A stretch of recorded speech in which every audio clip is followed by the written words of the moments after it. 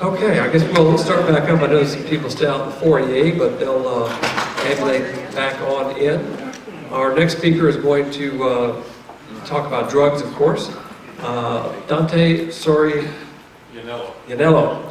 And I'm going to turn the microphone over to him. And if you have any questions, of course, we'll do the usual and have a time for Q&A at the end. So it's going to be a fascinating discussion. Sir? Thank you. Good afternoon. As you mentioned, if something does come up during the middle of this, don't be afraid, don't be shy to raise your hand, and we will have a Q&A at the end. What I'm going to try and do this afternoon is give you kind of a brief overview of DEA, kind of what we're made up, and kind of how our role fits in on this. And then I'll close it out with a little bit of some highlights that you might find interesting. To give you that perspective, I want to give you a little bit about my background. And this isn't so you can know so much about Dante Sorianello, but I want to let you know about what a DEA agent's career path could be, and a person probably from my generation within DEA. I'm coming up on 30 years with the Drug Enforcement Administration. I was recruited out of college when I was 21 years old, actually, and started working when I was 22. 1986, President Reagan was making the big push on narcotics. For those of you who remember all that, it was a new thing, days of Miami Vice, the world was crazy, everything was South Florida, everything was about drug trafficking. I applied with DEA and I was hired. I was assigned to the San Diego, California office. While there, I was there about 18 months. Some guys came in and said, hey, we've got this special program going on that DEA is doing because the military can't do it. It's called Operation Snowcap. I'm like, all right, that sounds interesting. I'm all for it.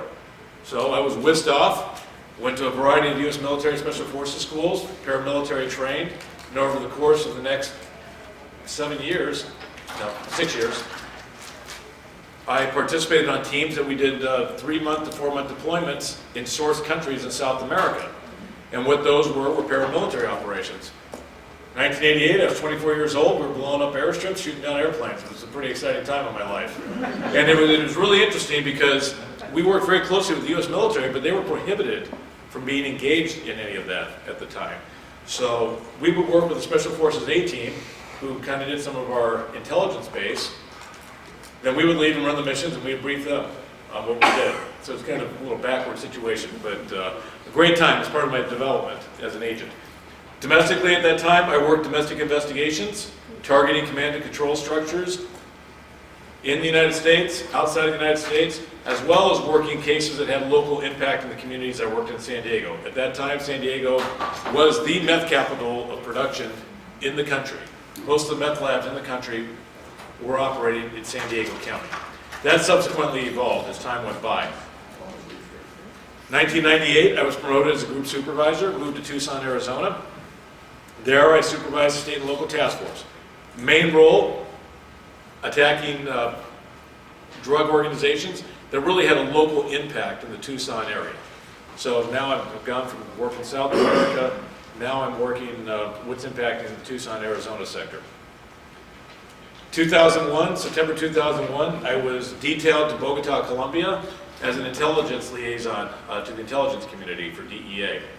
While in that capacity, I worked out of the embassy in Bogota, Colombia, working with various units in the Colombian government and the United States government. In 2004, I initiated, or basically was sent to be in charge of what we founded, it was called the narco-terrorism unit in the embassy there. It was a DEA investigative unit, working with Colombians and working with other agencies in the United States. And basically we had one mission, that was the investigation of the FARC, the Revolutionary Armed Forces of Colombia. A lot of you have heard about them. They're engaged in the peace process with the Colombian government right now. I'm proud to say, and this is a lot of things that were overshadowed by events in the world. We were at war, we had a lot of things going on. Huge success story for President Bush. The efforts that were done down there, that investigation led to the indictment of the top 50 leaders of the FARC. Of those top 50 that are still outstanding, 30 of them are not standing. They're either in jail or they're dead at this point. An important part of that is that investigation coupled with the public acknowledgement, the public realization that the FARC was a drug trafficking organization, helped bring down the FARC and push them to the peace table. In 2004, it was estimated just give you some figures at the time, because people were like, well, yeah, it was Pablo Escobar. Well, Pablo Escobar was gone in '92. That's when he got killed. And there's different things that happened in Colombia. But in 2004, it was estimated that 90% of the cocaine that came to the United States came from Colombia. The FARC controlled 70% of the areas where that cocaine was manufactured. So if you do the math, roughly, that's over 60% of the cocaine coming into the United States by a foreign terrorist organization. So, and you can make the argument with people too. You know, a lot of people say, well, I'm going to do my cocaine. It hurts me, no one else. We should legalize drugs. Well, guess what, pal? That cocaine you're doing, you are paying for it. That is supporting a terrorist organization that is against the United States, that is killing people, just as you heard the director mention earlier, how bad it is in Mexico. Just as bad in Colombia at the time. Fortunately, it's gotten a lot better. But these are very, very bad people. I'll just leave it at that. So, from Bogota, Colombia, this is a variety of DEA agents' life. I'm working terrorists, leading the narco-terrorism organization. I was transferred to Midland, Texas. So I went to Midland, Texas, and I became the resident agent in charge of Midland, Texas. I had a 9-county area, so instead of briefing the Minister of Defense, I briefed the sheriff. But the point I'm getting at is we do different things. You work at one end, and you work at another end. And it's all to benefit the United States and to benefit the people of the United States. I stayed in Midland for 8 years. A lot of personal reasons for that. I had young kids, wanted to get them through school. I had no mandatory transfers coming up, and so I stayed there. Last February, I was assigned as the Assistant Special Agent in charge of the San Antonio District, which basically is I'm the chief of the San Antonio District, and my district entails 55 counties here in South and Central Texas. My area stretches from a little bit south here of San Antonio all the way to Waco, Texas, and all the way out west to San Angelo, Texas. Yes. So, I love West Texas. San Angelo. So, I supervise 160 people, and we work all levels of investigation here. We work everything from local impact investigations, helping the San Antonio Police Department with narcotics trafficking and the violence and homicide that's going on the east side of town here, to working international trafficking organizations based in Mexico or further south. So, we do a lot. So with that, to give you that background, so now I'll kind of go into, give you a little bit about an idea with DEA, and this probably stir more questions than I have answers, but I'll try and help you out with that. Tough Work, Vital Mission, that's the logo, it's on our website. I didn't come up with it. Okay, going back to how we target individuals overseas. Now, if you remember the director's map, and I have one too, we have a huge border here, particularly as it relates to Texas. So there's two forms of strategy, and this is always argued at the highest levels of government. Do we just address it here? Do we address it at the border? Or do we go to the source countries? Well, if you go to the source countries, you can really get into that manufacturing distribution capabilities. I've got a lot of experience doing that. I mean, on average, where we knock off a guy with 10 kilograms of cocaine, or methamphetamine here in San Antonio, that same type of operation probably would have resulted in maybe a ton of cocaine if we were operating in Colombia. Larger scale, but you're also at the source country, so it's easier to get at it. But with that said, what authorities do we investigate those individuals in those countries? Title 21959, I'm not going to read it to you, but basically, if you're engaged in narcotics trafficking with the intent it's going to come to the United States, you're in violation of that. Title 21 USC 960. This came about while I was running the narco-terrorism unit in Colombia. The long and short of that, because I've read this multiple times, and that's how it reads in the book, and it confuses me. The long and short of it is if you engage in narcotics trafficking to support a terrorist organization, you're in violation of that statute. And that's a statute that we utilize quite a bit. And then the definition of terrorist organization, the attorneys figure that out, but it's fairly broad.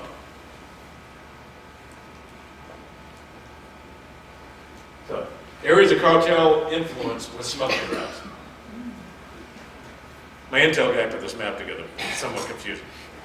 But the long and short of it, what I like about it, is you can see, and as the captain from the Coast Guard mentioned, so much comes into Mexico now. There's been an evolution in the drug trade. It was one time completely controlled by the Colombians.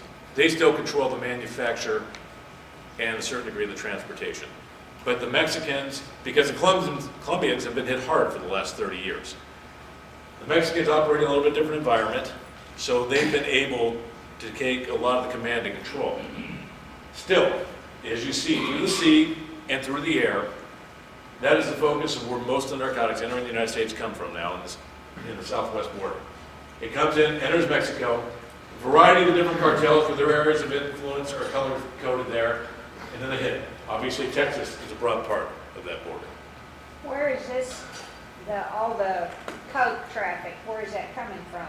You've got all the arrows. Mainly from the Pacific and the Caribbean side of the ocean. It's coming out of Colombia. So Colombia has a coast on the Caribbean side and a coast on the Pacific side. So what they launch, and as was demonstrated earlier, small boats and big ships too. But you have these semi-submersibles and everything else, and they're basically suicide runs. It's almost like the old pirate days to a certain degree in these coastal villages. People are going to make a run, they survive, they abandon that craft when they get up to whether it's Central America or actually Mexico, then it is further moved across from there. But when they return to Colombia, they have a big party because they survived the trip. It's very treacherous for these individuals doing it, but it's very rewarding financially for them. So how do we conduct investigations? Again, this is general basic, but I just wanted to go over it. Confidential sources, human, spies, whatever you want to call them. That's our bread and butter on what we do. We operate dealing with people who are in organizations that we can turn or get them to work for us, can provide the best intelligence. Communication intercepts. Normally we find out what type of lines, radios people are using, then we work to intercept those.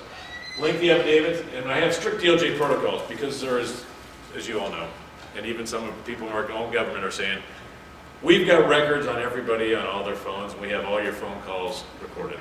That is not the case, I'm here to tell you, not even close. It's a lot of propaganda put out by a lot of people who are just against certain things. For us to intercept an individual's telephone is a very lengthy process that has to go before a judge, and more times than not, we do not get there because of something that occurs in the legal process. So, I want you all to rest assured, before I get that question later, we are not doing that to U.S. citizens. Foreign governments and foreign countries do other things, but that's another kind. We work historical conspiracy investigations. Coast Guard seizes a ship out at sea with little narcotics. If that wasn't preempted by intelligence we had, we try and track that back. Maybe we track it to an individual, we discover a trafficking organization. Then historically, we recreate who those individuals are, what their roles were, and we go after them. Undercover investigations. This is a big sexy thing that always is. You can meet any DEA guy and he's going to tell you he's still working undercover. I haven't worked undercover in years. But it's a typical scene where the first question you get asked, so you work undercover? Of course I do, last night. But it's what people, because, look, it is sexy. It is extremely, extremely dangerous. Undercover operations can range from long-term, big operations that work international in scope. They can be a simple undercover operation where I have a guy posing as a drug dealer down here, meeting a guy for a delivery of some methamphetamine, and then we're going to arrest the guy at the end of it. A big undercover operation the DEA took place, you might have remembered a few years ago. There was a movie that came out a few years back called was it the Lord of War or something to that effect? Nicolas Cage was in it. He was a Russian arms dealer. That was loosely based on a guy by the name of Victor Bout. He was an international arms dealer. DEA, Special Operation Division, ran an undercover operation, posing as purchasers of weapons for the FARC of all people. They wanted to get these weapons. They posed that, and there was some cocaine negotiations in as part of this as payment. Long term, we put together the investigation. He's now in federal prison. Those are the real sexy type undercover investigations, working worldwide place. So that is an investigative tool. Financial investigations, follow the money. You've heard many times today, it's all about the money. It's all about the money. There's people who are engaged at a level of narcotics trafficking who probably have never seen the narcotics, never touched the narcotics. All they are financial managers, but they're making millions, if not billions of dollars.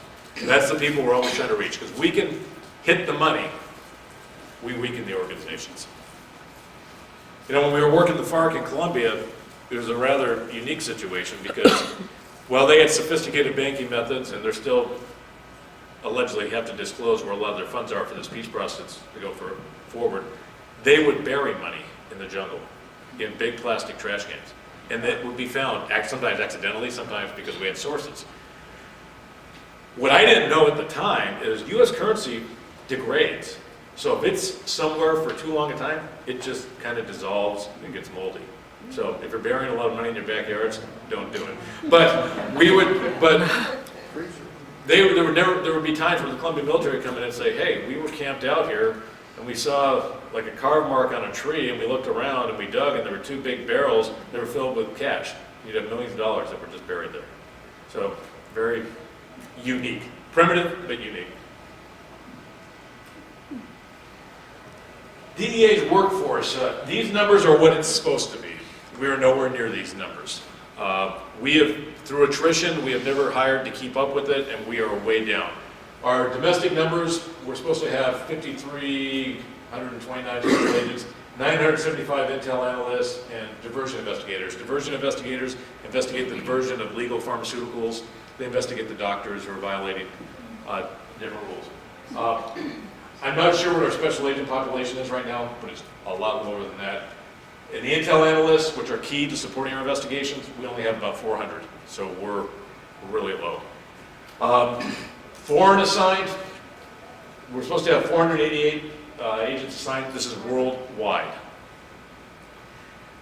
96 intel analysts and 16 diversion. And out of that 488, in Bogota and Cartagena, Colombia alone, I think we had pushing 90 or 100. So we had almost 25% of our worldwide population. There are offices where we only have 2 individuals working. This is how we're broken down domestically. We have 21 divisions, which is, if you look at a military command structure, I'm the San Antonio district. I'm part of the Houston division. And then it goes down. So we have 21 domestic divisions. You can see the district offices. Residence offices are smaller. That's like where I was in Midland. They can range in size from a supervisor and 5 agents, or it could be a supervisor and 20 agents, with probably a second or third supervisor adding into it. We have a total of 226 domestic offices throughout the United States.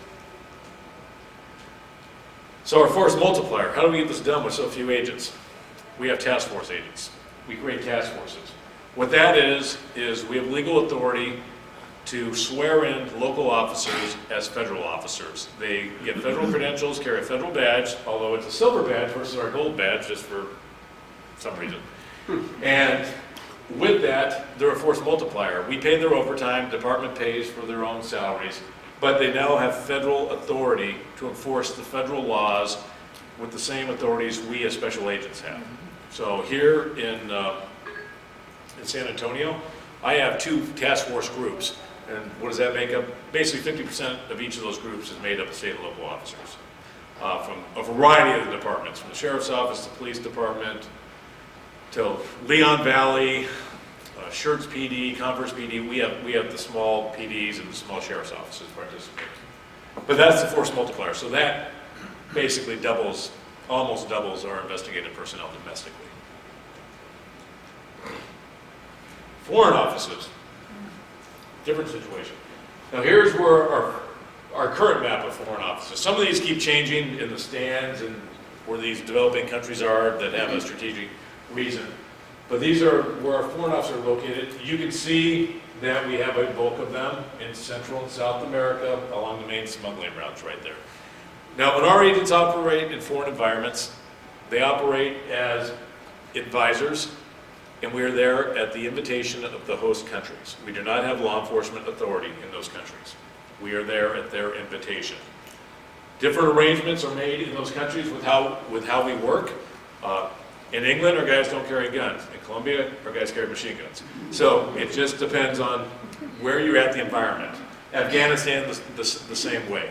Obviously, those are higher risk, higher profile areas. But everything is done through treaty with these countries. So our limits on authority are what those countries will allow us to do.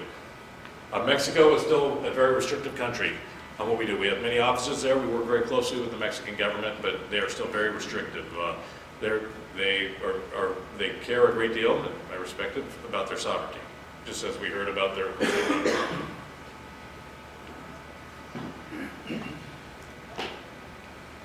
So in a country office, the functions we have are we conduct bilateral investigations. Okay, what's a bilateral investigation? It's an investigation having impact both in the United States and in that country. So working together with your partners, say Colombia, they have a trafficking organization that is impacting their country as well as impacting the United States. Let's go back to the FARC. Yes, absolutely. They were sending cocaine to the United States. They also were financing a war in Colombia, trying to overthrow the legitimately elected government. That's a bilateral investigation. We also coordinate intelligence gathering with them. Intelligence to support our investigations, intelligence to support their investigations. We've got that already. Well, support domestic U.S. investigations. That would be somebody in New York arrested somebody who, I'm simplifying this a great deal, but somebody who was trafficking cocaine in New York, and they came from Colombia, and they said they worked for this guy. What can we follow up and identify that organization? Is it a bigger picture, or is it a one-time smuggler? So that would support a U.S. investigation. We also assist in the development of their drug enforcement institutions. We try and help, what that is working together, we try and help and develop their institutions with training programs. They're going to do things the way they want to do them, but we're going to expose them to what we do, and they can pick and choose if some of that is good for their country. And we try and help them develop these training programs, everything from equipment to just investigative tactics and techniques. And then on top of that, it's kind of buried down there, we provide training. We would send training officers down to assist, whether it be investigative or tactical training or technical training.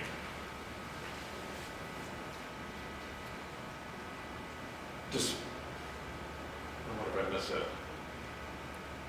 Part of what we have, and if it comes up, it comes up, but part of how we have our force multiplier overseas is what we call our sensitive investigative units. We don't have legal authority there, so we can't have an official task force where we give people DEA authority. But the sensitive investigative units, those are the elite police or military or investigative personnel of the countries that we're working with. We form a task force with them there. They are vetted at a standard that even is higher than what we vet our own individual personnel at, from polygraphs, drug testing, a variety of things, and we work very closely, and those are normally the premier investigative units that those countries have. And we're very proud of this program because we've been able to assist the institutions in developing, and they've been very effective in working in their own countries as well as assisting our investigations. Another part of DEA that people don't hear a lot about, or if they do, it's because it's in the newspaper, it's because we're recording everyone's phone calls. That's the Special Operations Division. It's located in Virginia. It's really not that big, but it's multiple agencies that are located together. We coordinate, deconflict, a variety of investigative things, worldwide intercept programs, terrorism information, and this is where if you're targeting command and control networks of the criminal organizations, this is where everything's going to go through. Because it can deconflict with everybody. If somebody else that we don't even know about in the U.S. government's conducting an investigation or has an operation, we can work it out together most of the time. Another part of DEA, this is our fusion center. Again, I don't want to read it to you. It's a multi-jurisdictional center where a lot of information is dumped into, and then a good product allegedly comes out of it. It does sometimes it doesn't. So it says a lot of your computer intelligence people say garbage in, garbage out. So you got to make sure you got the right people looking at it. Again, participating agencies right there. Here in Texas, we have the El Paso Intelligence Center. This has been here long before I have. It's in El Paso. It's on Fort Bliss. It's got representatives of multiple agencies. They analyze a lot and put out a lot of products, as well as this is also available for state and local officers. El Paso Intelligence Center is also known as EPIC, as an acronym. If agencies have a working agreement, state and local agencies, with the El Paso Intelligence Center, your trooper out in the field in the middle of nowhere, in the middle of the night, can call them when he's got an individual in his car to get an EPIC check run. And that can show anything from border crossings to active investigations. There's a lot of things it can do to support. So it's kind of quietly out there. A variety of agencies participate, as well as the Mexican government and the Canadian government participates. But as I was told, I said I really never knew there was a Canadian there, and they said, well, they kind of come and go as they want. So we don't have the northern border issues as bad, and that's why. It would be a representative of the Royal Canadian Mounted Police, and so, I mean, the Canadian border literally is not as hot as the Mexican border. So, DEA also manages laboratories throughout the country, everything from scientific analysis to narcotics, expert witnesses, training. It's very important, particularly with some of the threats facing us right now.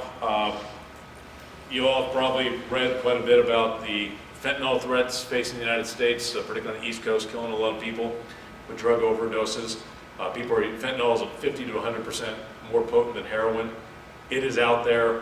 We're seeing more of it because it is basically coming into Mexico, literally unrestricted from China, and then is being distributed here in the United States as other forms of narcotics, as heroin, as different types of pill form. People don't know what they're taking, and they're overdosing and they're dying. We have not seen a lot of it here in Texas as of yet. It's been hitting the East Coast really bad, but it's coming through here. We have seized large amounts of fentanyl, so it's a threat that's out there. And the other problem with fentanyl is it can be absorbed through your skin, so there's a lot of protocols if you have to handle it. It's very, very dangerous.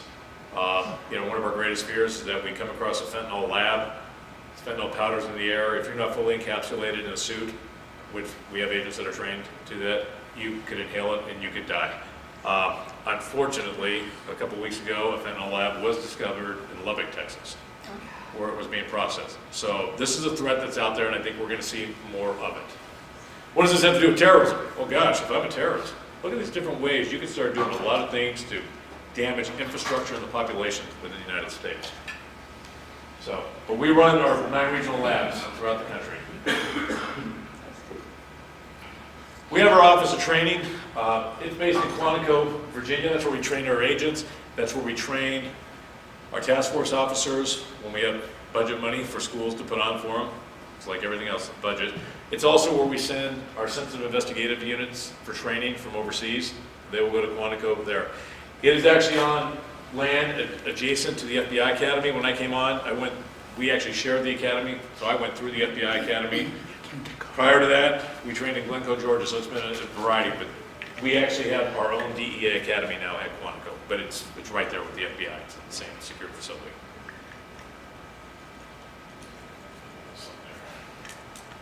Where is the,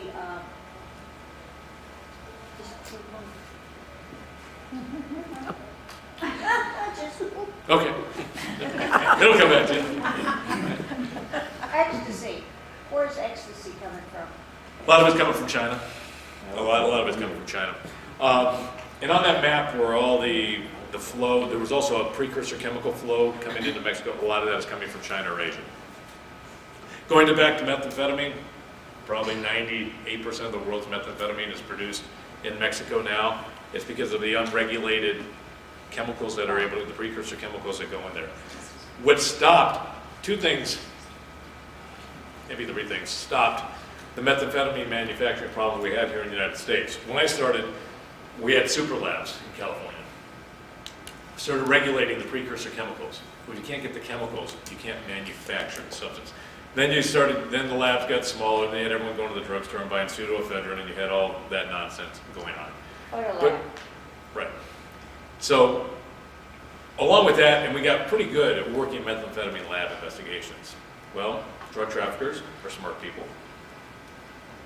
on the chemicals and really no enforcement on potential lab sites, why would you not manufacture it there?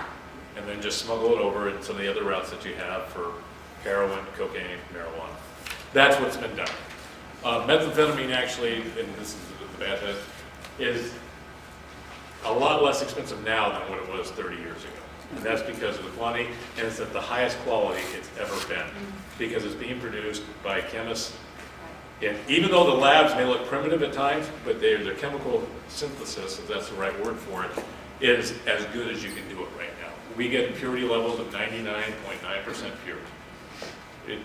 30 years ago, if you found 80% pure, that was pretty good stuff. So.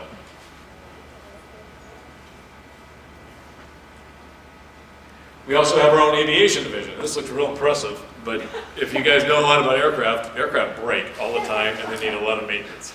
So I don't, without disparaging our pilots and mechanics, I don't know how many we have active time, but that is our fleet of aircraft. The bulk of them are used for surveillance. The smaller aircraft we use for surveillance. We have some bigger aircraft that we do use for extraditing defendants out of foreign countries. Colombia has been one of our biggest allies in that, so we've had mass extraditions where we've taken 25 people out at a time. Love to start doing that in Mexico, but that's on a case-by-case basis right now. So in our aircraft, they can do everything: video surveillance, photo reconnaissance. And when you have our foreign offices, for example, in Colombia, we had 2 aircraft assigned just right there. So a lot of our twin-engine planes are based in foreign environments because we have to get. I was in Bogota, but I had to get all over the country all the time. So we had aircraft available. You kind of feel like a rock star flying in your own airplane, but everyone also knows who you are when you're coming in. So, and that's the makeup of DEA as a whole. That's why I hope in the question and answer period, hit me up with whatever you got. If I can't tell you, I'll tell it. I won't, but if I can, I sure will. But here I just wanted to, what I want you to know, and from the Houston Division perspective, there is a lot of good work going on, and we don't always seek the headlines for the work that goes on, because if you give up one of these cases publicly, it might compromise another investigation you have going on. Some we do, some we don't, or you only get part of the story. But just to give you a little tidbit of the good stuff that's going on in this area, and I'm proud of DEA if you haven't got that yet. Yeah. We do a lot of good work, and I like being in this position where I can get the word out to people. So this is just a little highlight. I hope you enjoy it. I didn't put it together, but you'll see why I said that.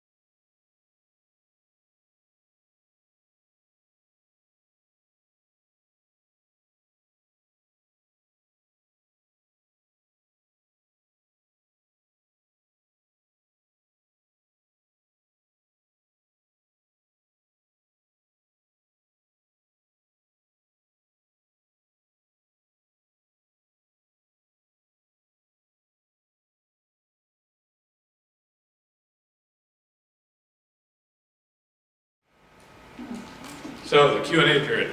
The reason I said, I didn't put the music together, and so I just heard it for the first time yesterday. I said, all right, they'll enjoy that. So what can I answer for you? And that's just a sampling of cases just here in the Houston division that these have been concluded. That's why I can put them up here. Operational names, if you left any of those, the guys come up with those. They got to be approved by board. But you always need a code name for an operation. So, and you can't use one that's been used before, kind of like the racehorse. What time frame were these busts? That was just from October of 2015 to September of till the end of June 2016. So that's about a 9-month period. And how much of that, what percent of the drugs? How much is still flowing through? That I couldn't answer. I mean, that's one of those things, I don't know what I don't know. Yeah. And also the other part of that is, you know, some of these are investigations that may have taken 2 years to Right. come to fruition. And your latest, you had a bust just the other day of the tortillas. They busted somebody coming, bringing Coke through or something in tortilla boxes. Maybe it might be one of our other officers in the division, because they didn't report it to me. But that's probably very likely. Yes, sir. Where did y'all seize that MG-42 belt-fed machine gun? You know, I think that was an Eagle Pass case, wasn't that? I don't know. Yeah, I'm a gun guy too. I thought that was pretty unique. I think it was Eagle Pass. It was out of a residence where they did a search warrant. The interesting thing about this, not so much here. That was interesting just to find that here in the States. But when you do some of these foreign operations and you're dealing with terrorist and guerrilla organizations, it's amazing what you find. If you're a firearms guy in their places, you'll find stuff all the way going back to World War II. A lot of real interesting collectible stuff that ends up getting melted, but that's the way it goes. Yes, sir. The Texas attorney, was his method of operation, was he the guy that would steal a single engine, fly that to Mexico, load it, fly back and crash it into a pasture? So he avoided all that. I'm familiar with that. I don't know if that's the same one that we had up on here, but I'm familiar with what you're talking about. But I'm not sure if that's the same one. He was in our class. Oh, really? Oh. Yes, sir. From the DEA's perspective, for the national trend going on, how will the legalization on the state level of marijuana affect the border security? Oh, there's an interesting question. Affecting border security, probably doesn't affect border security a lot, unless I'm missing something in that. The security of our citizens, it's a big issue. And here's why, and I'm glad you asked that question. Marijuana is not legal federally. There has been some mandates in certain judicial districts not to pursue the federal prosecution of those crimes. Those are decisions made by people above my pay grade. It is illegal federally in Texas. It is illegal statewide in Texas. So we enforce it. I had great pleasure of sending 4 agents to California a while back and arresting 9 people who were engaged in the interstate transportation of high-grade marijuana to Texas, particularly San Antonio, making big money. That investigation, I think we seized over $4 million in a domestic marijuana investigation case already. The point I'm bringing, though, with this is the marijuana that's being grown in Colorado is what we see a lot here in Texas, more so than California, actually. The marijuana that's being grown has a higher THC strength content than it's ever been seen before. So that high-grade marijuana is becoming really a designer drug with a lot of people. So a lot of people are wanting to really get into it and do it. And there's big money. Pound of Mexican-grade marijuana from across the border still more or less about $400 a pound. Pound of high-grade Colorado marijuana coming in ranges anywhere from $2,000 to $6,000 a pound. So you look at that profit margin right there. It's beautiful stuff. It's beautiful if you're into it. Uh-huh. The other point I would like to make about the marijuana is DEA and the FBI have got a program called Chasing the Dragon. It's about opioid addiction throughout the United States right now. To a person, every one of those people say, before they got hooked on opioids, heroin, they started in marijuana. It is a drug. that starts you off down a bad It's path. completely different from heroin. Because that Denver, that's their problem. It's not the pot, it's the heroin. Well, yeah, they've got a lot of issues going on there. And the other thing that I will say to this, people always go, well, it's marijuana, there's no violence associated with marijuana. You're too stoned, you can't drive and you can't kill anybody because you're too stoned. But what I want to talk about is a little bit the violence, domestic marijuana. Everyone says, no, it's a bunch of hippies doing this and it's no big deal. It's completely different than what it was way back when I was in the dinosaur ages, back in the 60s. I mean, this stuff is really strong. Right. But where I'm going with this, when I was in Midland, Texas, we had a double homicide in Midland, Texas, where they broke into a house, middle of the night, shot a man and a woman, lit them on fire in Midland, Texas. If you've never been to Midland, Texas, it's probably the most conservative county in Texas. It's a great place to be a law enforcement guy. But they committed this violent homicide there, and it was based on a domestic marijuana trafficking. People are now being prosecuted in federal court and state court on the charges. Because they were we saw. dealers. They were dealers, yeah. They Someone were double-crossed smoking somebody. pot. Somebody They were double-crossed just somebody. stoned to But do it. the point was before, you would never see that. This is Right. back to money. Right, back to Money drives a lot. Yeah. Yes. What percentage of the seizure of the cash goes back to the DEA, what goes to the federal treasury? Actually, none goes to DEA. It's a misconception. What happens is, whatever funds that are seized goes into a main justice fund, distributed throughout the federal government. As a process, the bulk of the cash, if we seize, keep it simple, we seize $100,000, 20% has to be taken off the top by the federal government for operating costs, processing costs, whatever. It does not go to DEA though. Even if my agency seizes it, it does not go to DEA. It goes to a main justice fund. Out of that, as a whole, the normal process is the other 80% is put back into the communities and the agencies who participated in the operations. So if it's a task force group of San Antonio PD, Bear County, even we have something going with the San Antonio Housing Authority. They receive a percentage, an equitable percentage of their participation in the investigation back to them. There's restrictions on what they can use that funding for, but it's, so it supplements basically what they get back. But it doesn't, trust me, we're driving a bunch of cars that are falling apart in my office and I wish we had some of that seizure money. So again, it's all, and our budget has not been doing well the last few years. Yes, sir. Dante, does the DEA still investigate financial crimes of the black market peso exchange? Yes, we do. Yes, we do. We don't have enough good financial investigators. I mean, when you get into those financial investigations, highly complicated and sophisticated. And you need the right person who has the background and the interest level too to do it. But yes, it's the money. Yes, sir. Is the DEA involved in the human trafficking, since that usually goes hand in hand with the narco? Well, we have cases where that surfaces, and then we work with the appropriate agencies who enforce those laws to do that. We share our intelligence. Again, you know, you saw the task forces. The key to success in this whole narcotics problem, the key, as the director mentioned, the key to border security, it's cooperation. Law enforcement, a lot of people don't get along sometimes. In my experience, you need to get along because it's a force multiplier, and if we can all work together, I mean, we're all going to have our little gripes and can't do certain things, but working together is a huge force multiplier to get things done. That's what I encourage out of my troops, because we come across everything. When, you know, everyone will go, hey, you're narcotics cops. Well, yeah, we're also intel agents. We're also this, we're also that. And everything we get into, there's the violence associated with it, the arms trafficking, the human trafficking. So it all comes up. We will lay those charges, but we will bring in, if it's weapons trafficking, we'll bring in ATF. If it's a terrorism angle, we'll get with the FBI. And then we'll, you know, everyone will get our boundaries, but we will work together with everybody, because I hate to say it. I mean, one of the key roots to a lot of evil in this country right now is narcotics. And I'm not saying that because I'm a DEA agent. You break it down to the guy who's breaking in a car so he can feed his drug habit. So you got these burglaries and robberies going on so he can get some money for his drug habit. It's just right there. And then you got the narcotics going back to fuel certain terrorist organizations. They're at the center of a lot of things going on. And it's so highly profitable. And people are exploited.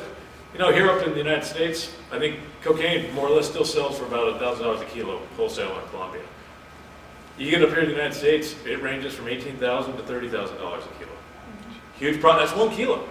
So if you're running a semi-submersible that's got 4 tons of cocaine on there, there's a big profit margin going on. And again, everyone's got their cut at their different levels of marketing. This gets into a whole business model is what it really breaks down to. But there's a huge profit margin at the end. Anything else? Yes, sir. What role does ONDCP play these days?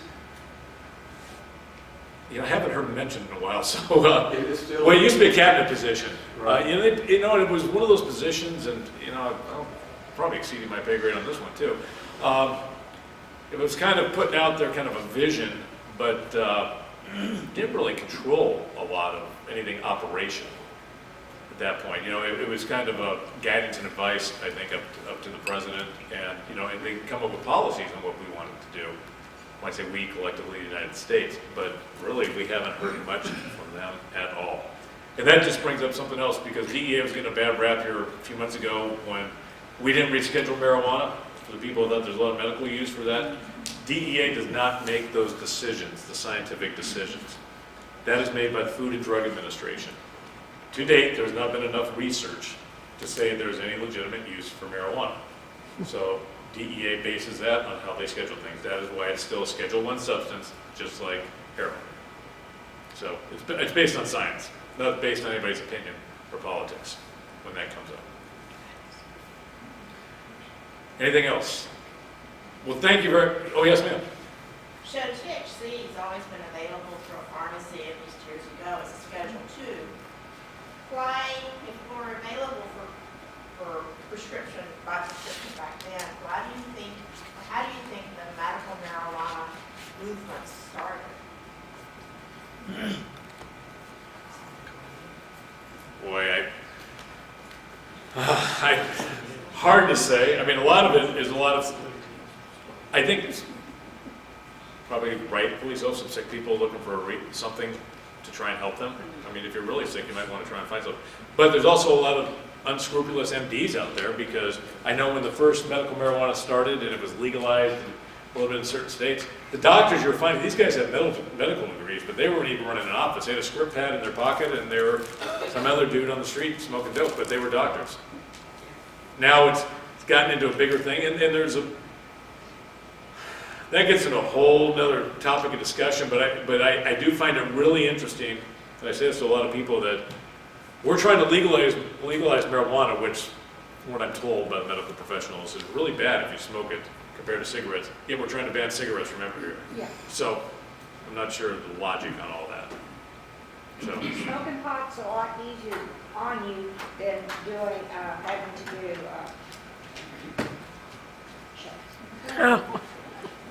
I had cancer, so they had me on really heavy duty drugs, and I started buying pot because I was just completely crazy on the pills. for the nausea, right?